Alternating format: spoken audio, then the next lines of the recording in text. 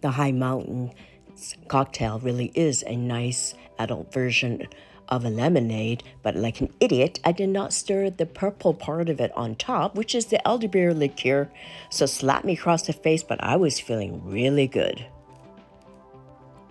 I really like the texture of this cold noodle with the nuts inside. But the chili oil that it came with, oh my God, I thought I was being transported to hell and Lucifer was just going to come and take my soul. It was so freaking hot that I was tempted to call the fire department to put out the fire because my tongue honestly felt like it was just a hunk of burning flesh. Otherwise, I really like this dish. I've never had Himalayan cuisine, so this is the one item on their dine-out menu at Adele that I was particularly interested to try. And I really liked it because yak sort of tastes like a lighter version of beef, and surprisingly, there is no gamey taste. This piece of pork was actually cooked well. It was quite tender, but unfortunately, the flavor of it totally depended upon the chili stew which it came with. And the stew, on a scale from 1 to 10 on hotness, was actually 50. So I really did not eat too much of this, but if you love spices, yes, please order this and then pair it with 2 liters of water. I'm a big fan of duck and any type of smoked meats, but this dish I didn't really like because it had a really intense charred flavor. But maybe it's because the duck was ground up, so there wasn't enough of the flavor of the duck coming through, and the charred chili oil maybe was overtaking it. But I did like the flattened rice because it reminded me of the cereal Rice Krispies with the same type of crispy consistency. Hands up if you like this dish. Oh, look, everybody in the room raised their hand.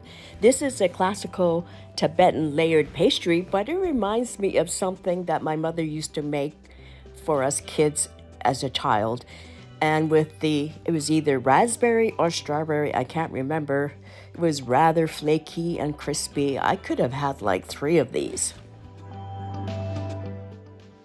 Whenever I sign up for a tasting menu, I always have to look carefully at the dishes because I have a lactose intolerance issue. So if most of the dishes I can have, I know ahead of time that there's certain things I can't have, like the butter tea here. It literally is just butter added to tea. My friend tasted it and she does not like her butter added to her tea. But hey, maybe some people do. I know as a child I used to eat toast with condensed milk and Rice Krispies. You gotta love a restaurant that puts 2 desserts on their dine-out menu, but the description says it's sesame balls. But I think they forgot to put the word flattened because it's just basically a sheet that tastes like sesame and served with something that reminds me of granita because it has the same consistency, just frozen water with a subtle flavor that I can't put my finger on. But maybe this dessert is a way to put out the fire in your mouth. I loved it.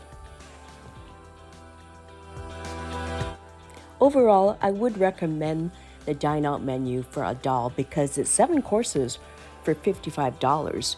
And this gives you an overview of what Himalayan cuisine is. But I would love to come here after dine out because I'm sure that you could order things and have them lower the heat so that you're not drinking 3 liters of water. But if you do come here, beware, it's in Chinatown and there's a lot of unhinged individuals with mental issues and drug addictions who might sort of randomly attack you, so just be aware.